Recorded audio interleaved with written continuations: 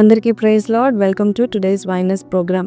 ఈ ఉదయకాలం లేచారు కదండి. లేచిన వెంటనే దేవుని నుండి వాగ్దానం విందామని వైనస్ని మీరు ఈ ప్రోగ్రామ్ని చూస్తున్నారు. దేవుడు ఖచ్చితంగా మీతో మాట్లాడుతున్నారు.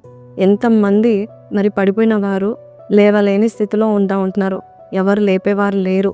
కొన్నిసార్లు మనము పైకి ఎక్కలేక పడిపోతున్న సమయంలో దేవుడు నిన్ను లేవనెత్తడానికి ఇష్టపడతా ఉంటున్నాడు. ఈరోజు చక్కటి వాగ్దానం విందాము. 146 కీర్తన 8వ వచనం, యెహోవా కృంగిన వారిని లేవనెత్తువాడు. ఈ మాట అంటే నాకు చాలా ఇష్టం. ఎందుకంటే మనం కొన్నిసార్లు ఈ యొక్క చీకటి లోకంలో ఈ మనుషులు ఎంతో అన్గ్రేట్ఫుల్గా ఉండే ఈ చీకటి లోకంలో మనల్ని ఒంటరిగా వదిలేసిన వారు ఉంటారు. ముఖ్యంగా మనం మునిగేటప్పుడు మాత్రము మనల్ని పైకి లేపలేని స్థితిలో ఉంటారు. కానీ దేవుడు నువ్వు ఎప్పుడు అయితే మునిగిపోతున్నావు ఆయన చెయ్యి చాపి నేను పైకి ఎత్తునుగాక. నేను ఈ మాట ఎందుకు చెప్తున్నానంటే దేవుడు ఎప్పుడు కూడా తన కళ్ళు తన బిడ్డల మీద ఉంటుంది.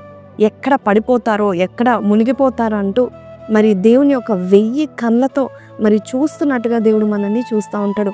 ఒకసారి ఈ యొక్క వార్తను విన్నాను. అనితా అల్వారెజ్ అని ఆమె ఒక స్విమ్మర్. మరి ఒలింపిక్స్లో ఆమె పార్టిసిపేట్ చేస్తూ ఉంటుంది. ఈ యొక్క స్విమ్మింగ్ పోటీలు ఎలా అంటే తను ఫీట్స్ చేస్తూ ఆ స్విమ్మింగ్ చేస్తూనే కిందకు వెళ్తూ పైకి లేస్తూ డ్యాన్స్ వేస్తూ అలాగే చేస్తున్న సమయంలో మరి క్షణాల్లో ఆమె మునిగిపోసాగింది. ఎందుకంటే చాలా బిగపట్టుకోవాలి, బ్రెత్ని బాగా ఊపిరిని బిగపట్టుకునే స్విమ్మింగ్ పోటీ అన్నమాట ఇది. సో అలాంటి సమయంలో ఆమె 2 సెకండ్స్లో మునిగిపోతున్నాను.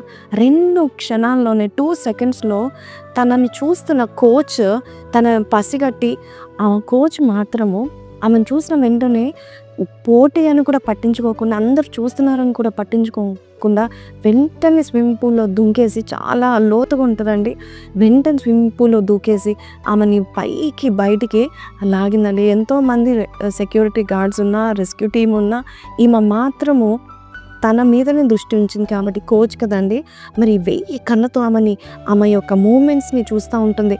సో సడన్గా ఏంటి మరి 2 నిమిషాల్లో 2 సెకండ్స్లో, నిజం చెప్పాలంటే 2 సెకండ్స్లో మరి ఆమె మునిగిపోతుండగానే 20 సెకండ్ల లోపల ఈమె దుంకేసింది. చూడండి, మన ప్రభు కూడా అంతే. మనం మునిగిపోతున్నప్పుడు మనం మునిగిపోకుండా అట్టడుగు స్థితిలో ఉండకుండా వెంటనే చేయి చాపి మనల్ని లేపే దేవుడు. ఈరోజు నువ్వు ఎక్కడ మునిగిపోతున్నావు? ఫైనాన్సెస్లోనా, మరి దుఃఖంలోనా, సమాధానం లేని పరిస్థితిలోనా, ఎక్కడ నువ్వు మునిగిపోతున్నావు? దేవుడు నేను లేవనెత్తడానికి ఇష్టపడతా ఉన్నాడు.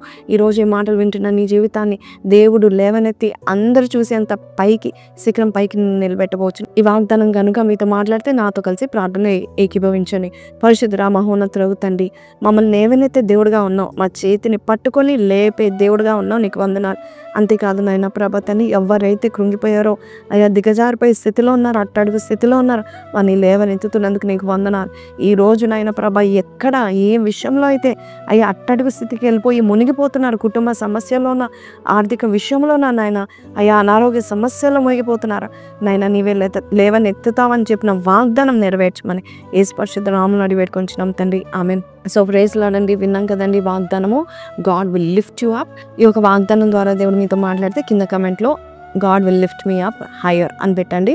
అంతేకాదు ప్రతిరోజు మనం చూస్తూ ఉంటున్నాము ఫాస్టింగ్ ప్రేయర్స్. ఈరోజు కూడా మీరు లైవ్లో పాల్పొందుకోవాల్సిందిగా కోరుచున్నాను. సీ యూ అండి. Until then take care. Praise lord.